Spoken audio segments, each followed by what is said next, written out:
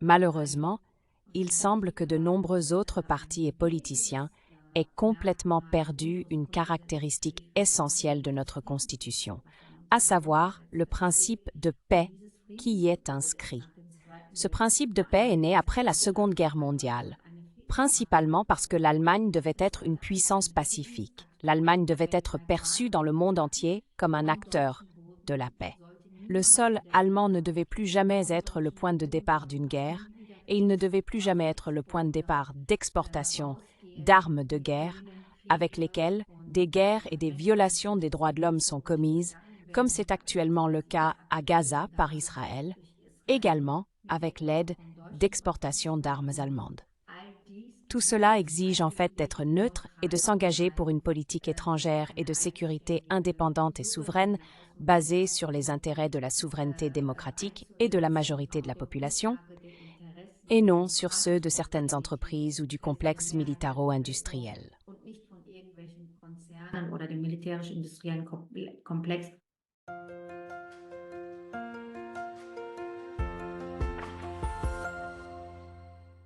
Hallo zusammen. Hier bin ich wieder mal in deutscher Sprache. Bonjour à tous, me voici de nouveau en langue allemande, car aujourd'hui j'ai le grand plaisir et l'honneur de pouvoir parler avec l'une des parlementaires les plus célèbres et les plus puissantes d'Allemagne. J'ai avec moi Madame Sevim Dardelen, qui représente depuis 2005 sa circonscription de Rhénanie du Nord-Westphalie au Bundestag.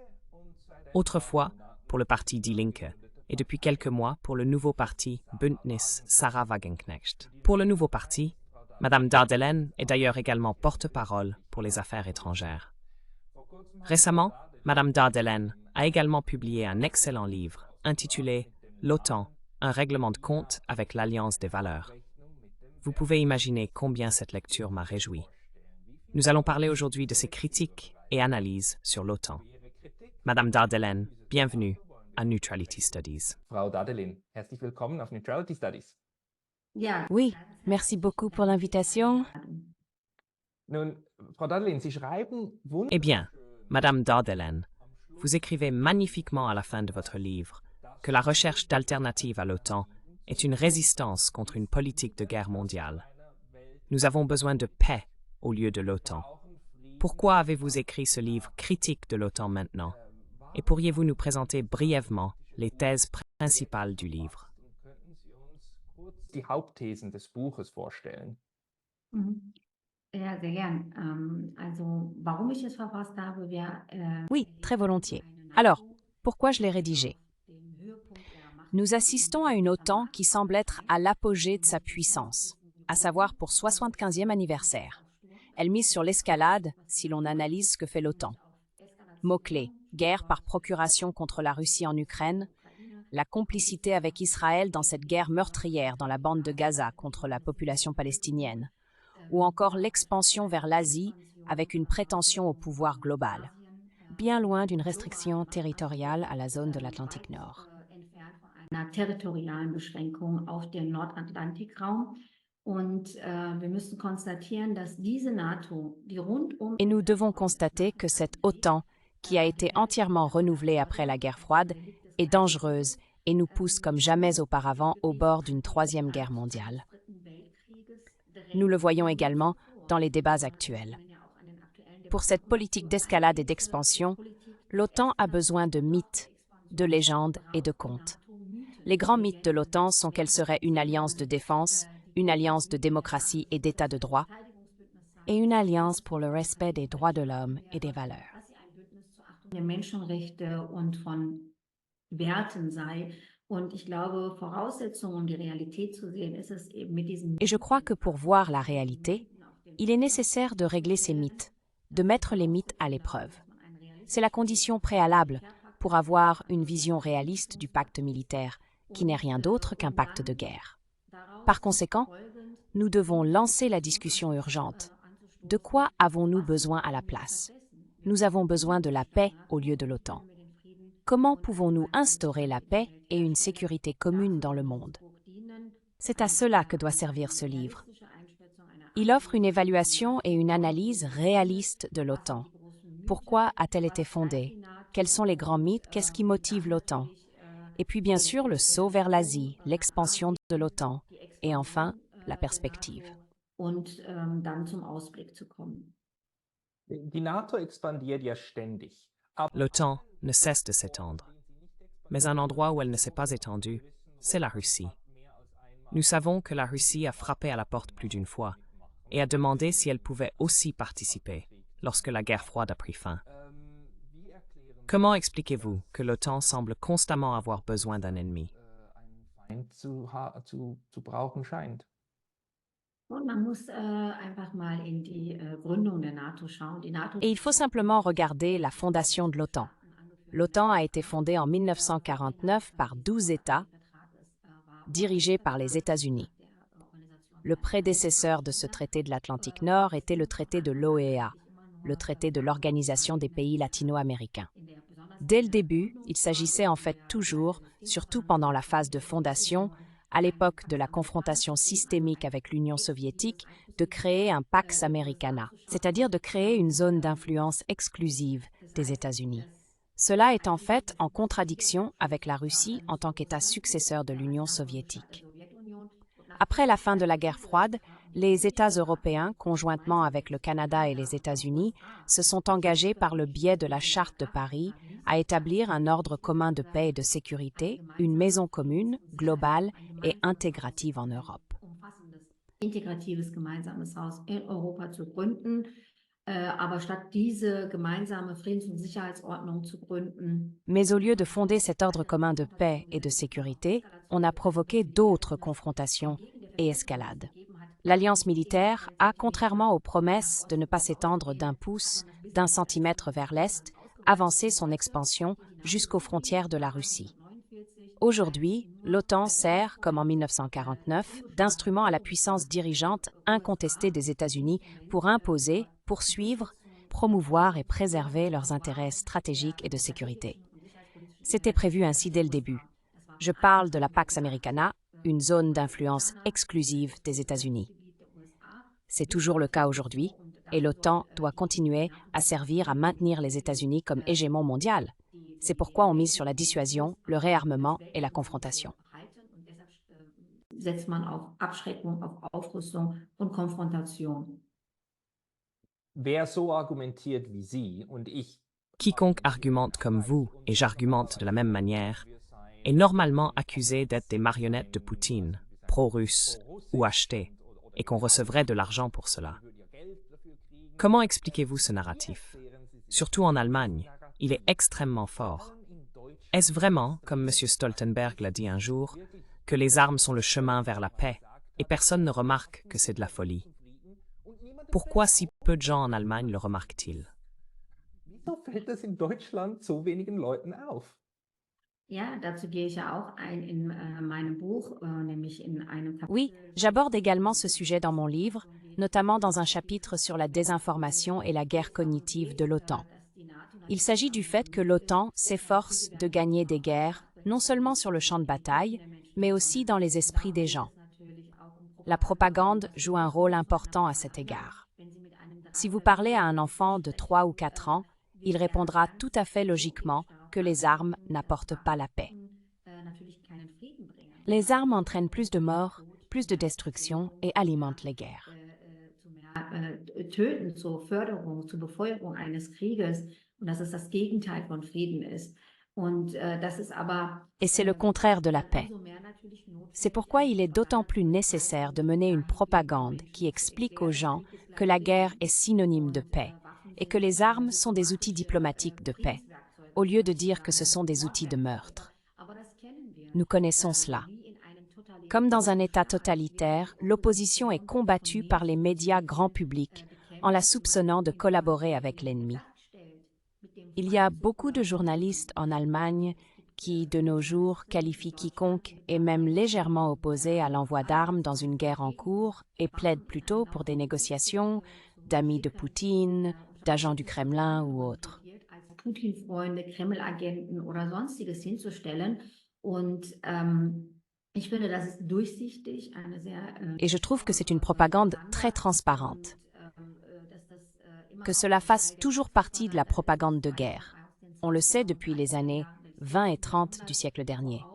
À l'époque, les personnes qui s'opposaient à la Première Guerre mondiale étaient également diffamées. Il s'agissait de lutter contre le prétendu récit de gauche social-démocrate. On prétendait qu'il fallait se lever contre la barbarie du tsarisme en Russie. Aujourd'hui,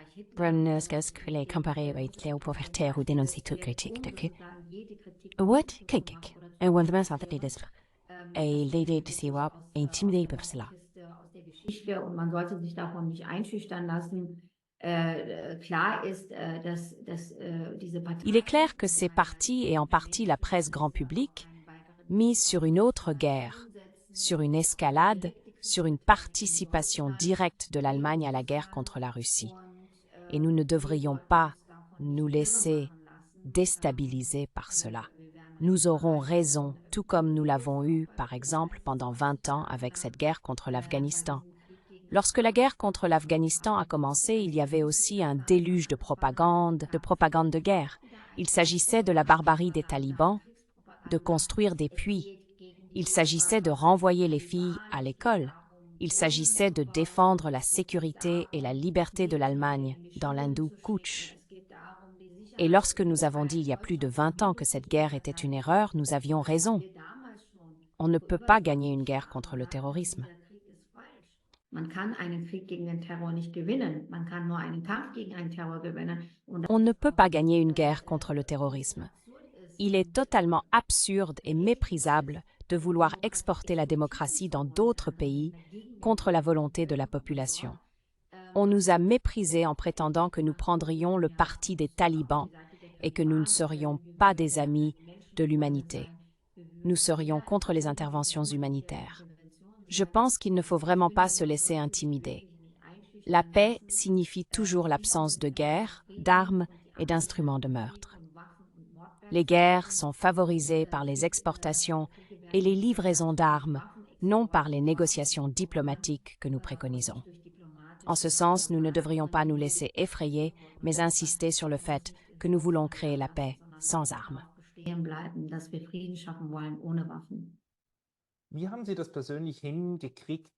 Comment avez-vous personnellement réussi à ne pas être entraîné dans ce tourbillon? Nous l'avons vu avec les Verts et le SPD, qui étaient en fait contre l'OTAN. Aujourd'hui, chez les Verts, la chose la plus verte est encore la couleur de l'uniforme. J'ai lentement l'impression. Mais cette couleur est devenue assez sombre, vert olive. Qu'en est-il de vous? Vous étiez d'abord chez Die Linke et êtes maintenant chez l'Alliance Sarah Wagenknecht. Combien de personnes au Bundestag sont contre cette politique de guerre de la majorité? Pro-Kriegspolitik der Mehrheit. Nun, man muss von den Parteien aus, muss man natürlich sagen, Eh bien, il faut dire du point de vue des partis, il n'y a que l'Alliance Sarah Wagenknecht qui est durablement contre ce mélange toxique de livraison d'armes et de guerre économique par le biais de sanctions. Elle plaide pour un cessez-le-feu inconditionnel, que ce soit à Gaza ou en Ukraine, et pour des négociations, des compromis et des solutions diplomatiques. Nous sommes vraiment les seuls, car cela va de pair avec des réductions sociales. Weil das ja auch einhergeht mit sozialen Kürzungen. Also die ganze Hochrüstungspolitik, die ganzen Stellvertreterkrieger. Alors, toute la politique de surarmement et les guerres par procuration de l'OTAN servent avant tout à imposer les intérêts des États-Unis. On pourrait utiliser ici le terme État client de l'Empire romain, qui mène ces guerres pour les États-Unis. Ces guerres sont bien sûr aussi dirigées vers l'intérieur et s'accompagnent de coupes massives dans le domaine social. Je voudrais citer un autre exemple que l'Allemagne, l'Italie. Là-bas, il y a eu une perte de salaire réel de 3,6 à 3,8% en 2022 et de 2,1% en 2023.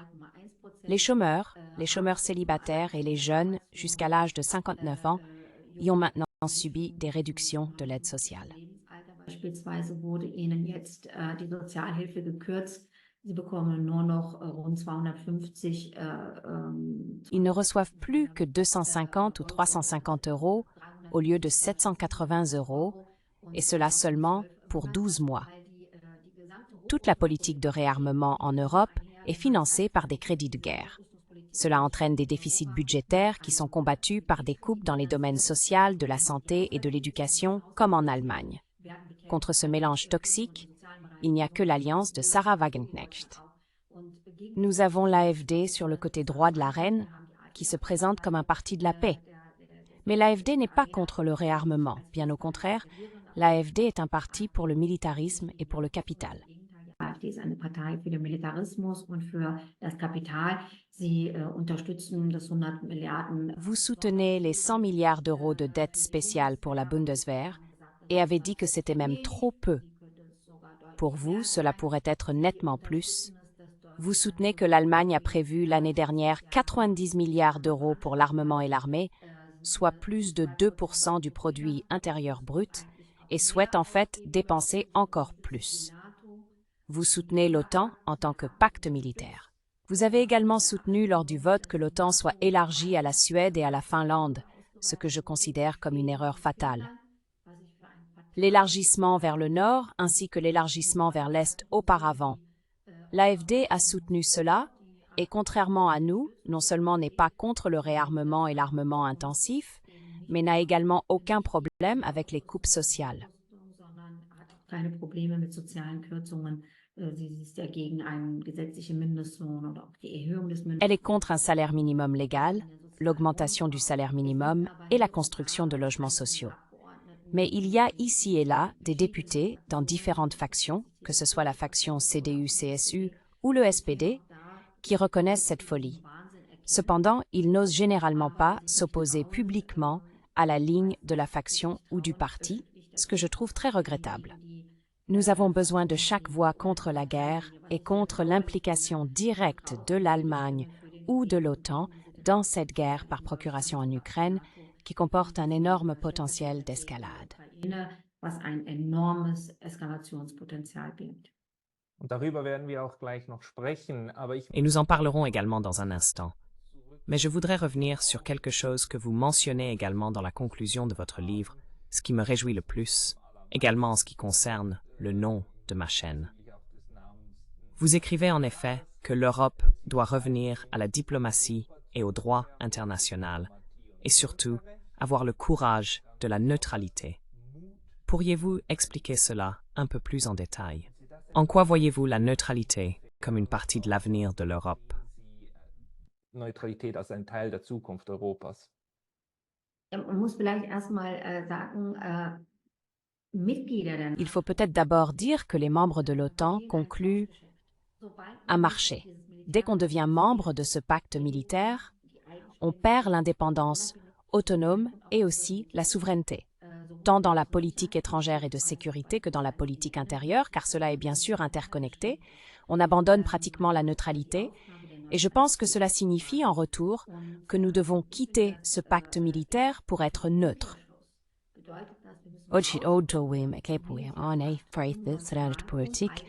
Intérieure ou extérieure. In unserer Politik, ob es innenpolitisch oder außenpolitisch ist. Und ich glaube, dass die NATO-Mitglieder. Et je crois que les membres de l'OTAN risquent de subordonner leur politique étrangère et de sécurité aux directives de Washington et de renoncer à leur propre souveraineté démocratique. On le voit très clairement actuellement, car par exemple, le président américain Biden a déclaré du jour au lendemain que les armes occidentales, en particulier les armes américaines, peuvent être utilisées en Ukraine pour des objectifs de guerre en Russie. Peu de temps après, le chancelier allemand Olaf Scholz a déclaré que les armes allemandes peuvent également être utilisées maintenant. Ja, auch deutsche Waffen können jetzt benutzt werden. Also, wenn man noch einen Beweis. Alors, si on a encore besoin d'une preuve que nous ne sommes en réalité plus qu'un État vassal des États-Unis et que nous suivons presque instantanément chaque pas de l'administration américaine, on a encore eu cette preuve aujourd'hui. C'est évidemment dangereux pour nous. C'est pourquoi je dis que nous avons besoin d'une Europe autonome, composée de démocraties souveraines dans un monde multipolaire. Cela inclut une politique étrangère et de sécurité européenne indépendante, orientée vers de bonnes relations avec les grandes puissances. Elle doit également prendre en compte le droit international, la politique de détente et l'équilibre des intérêts.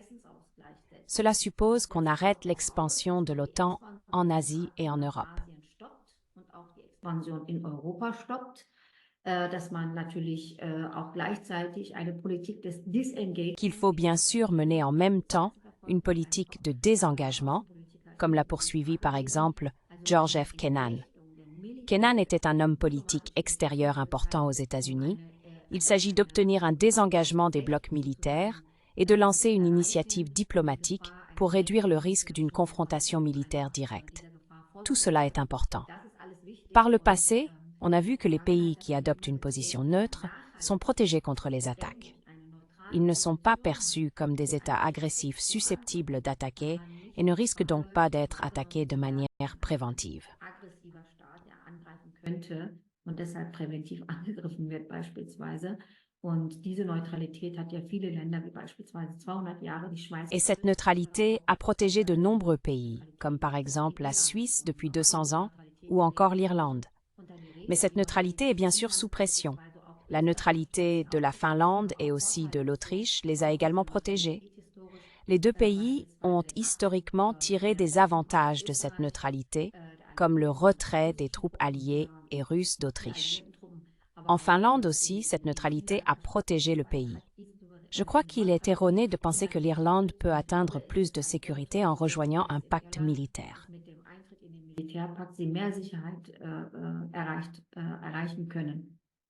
Ich gebe Ihnen absolut recht und häufig kommt dann das Gegenargument. Je suis tout à fait d'accord avec vous. Souvent, l'argument opposé est que la Belgique a été envahie et que la neutralité ne fonctionne pas. Je dois alors toujours dire, oui, mais les autres États alliés pendant la Première Guerre mondiale ont également fini par entrer en guerre. En fin de compte, les alliances ont un potentiel extrême pour générer la guerre. Si demain, vous aviez une majorité au Bundestag pour une alliance avec Sarah Wagenknecht et que vous étiez chancelière, retireriez-vous l'Allemagne de l'OTAN et la déclariez-vous neutre? Und Deutschland für neutral erklären? Nun, ich wünschte mir natürlich eine Bundesrepublik. Eh bien, j'aimerais bien sûr une République fédérale d'Allemagne qui reste neutre. Nous avons récemment célébré le 23 mai le 75e anniversaire de notre formidable loi fondamentale. Malheureusement, de nombreux autres partis et politiciens ont complètement perdu une caractéristique essentielle de notre loi fondamentale, à savoir le principe de paix qui y est inscrit. Ce principe de paix est né après la Seconde Guerre mondiale, car l'Allemagne devait être une puissance de paix. Elle devait donc être perçue dans le monde entier comme un acteur de paix. Plus jamais la guerre ne devait partir du sol allemand.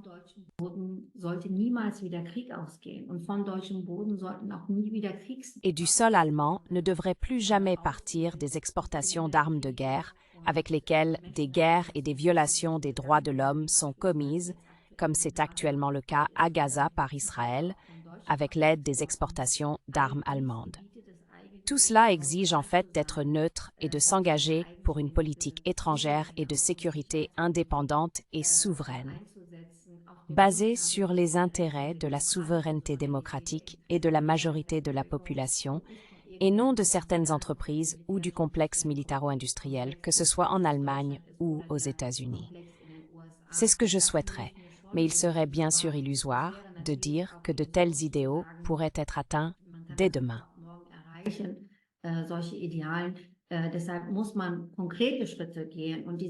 C'est pourquoi il faut prendre des mesures concrètes. Nous prenons ces mesures concrètes en misant sur la diplomatie tant à Gaza qu'en Ukraine. Nous avons besoin d'un cessez-le-feu inconditionnel. Il faut mettre fin aux morts et le risque d'escalade doit être réduit. La deuxième chose est que nous voulons revenir au droit international. L'OTAN n'est pas une alliance qui a respecté le droit international jusqu'à présent. Au contraire, elle laisse une trace de sang dans l'histoire de l'OTAN. Violation du droit international, guerres illégales et crimes de guerre caractérisent l'OTAN. Oui, exactement, c'est pourquoi je parle de ces mythes. Il y a 25 ans, avec la guerre d'agression contre la Yougoslavie, on a prouvé qu'on avait bombardé des chaînes de télévision et des infrastructures.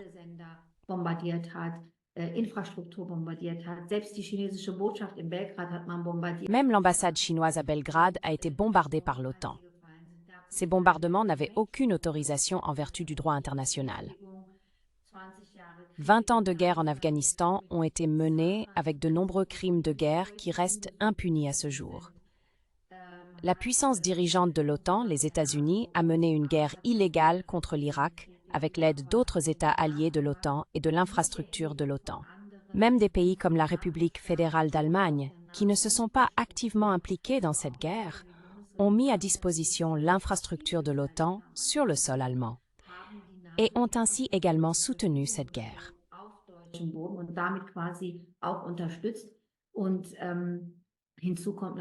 Et il y a bien sûr la guerre en Libye en 2011, ainsi que l'attaque contre la Libye en violation ou en abus d'une résolution de l'ONU pour une guerre de changement de régime par l'OTAN.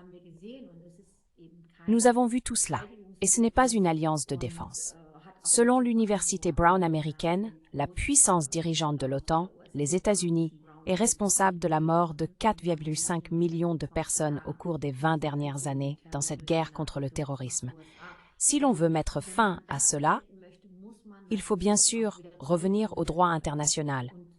Tous les États doivent s'y conformer s'ils ne veulent pas se réveiller dans l'anarchie ou la barbarie. C'est l'alternative au droit international, à un ordre international auquel tous doivent se conformer.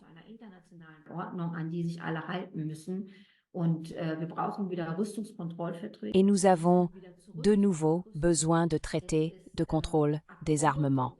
Nous devons revenir au désarmement. Il est absurde et extrêmement dangereux de vivre dans un monde où il existe des systèmes d'armes capables de détruire plusieurs fois la planète entière sans qu'il n'y ait plus d'accord de contrôle des armements respectés et mutuellement applicables. Nous devons revenir à cela. Et ce dont nous avons également besoin, bien sûr, c'est de mettre fin aux guerres économiques et aux sanctions unilatérales. Ces sanctions sont principalement décidées unilatéralement et en violation du droit international par l'Occident. Normalement, selon le chapitre 7 de la Charte des Nations Unies, seul le Conseil de sécurité de l'ONU est habilité à décider des sanctions.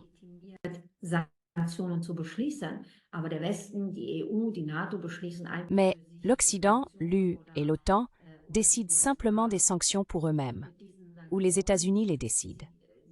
Ces sanctions sont considérées comme les armes de destruction massive de notre époque. Des milliers de personnes à Cuba, au Venezuela et en Syrie souffrent de ces sanctions unilatérales.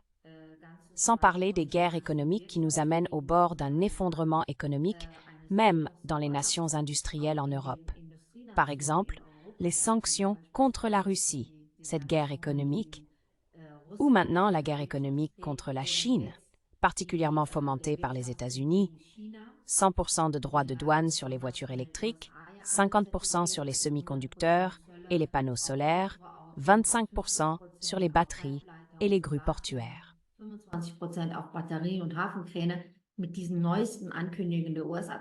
Avec ces dernières annonces de l'administration américaine sous Biden, cette guerre commerciale entre les États-Unis et la Chine s'intensifie. Cela conduit à ce que l'Allemagne, dans le sillage des États-Unis, soit entraînée dans la tourmente, surtout compte tenu du fait que la Chine est notre plus grand partenaire commercial. Nous devons revenir aux réglementations en matière de contrôle des armements et à une coopération dans les relations économiques.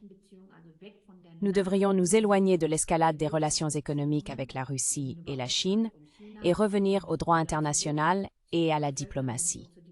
Ce seraient des étapes essentielles pour désamorcer la situation mondiale et parvenir à une détente. J'espère que lorsque nous célébrerons cette année le 75e anniversaire de l'OTAN, nous n'aurons plus de 76e ou 80e anniversaire. Jahrestag der NATO erleben, dass es keinen 76. oder 80. gibt.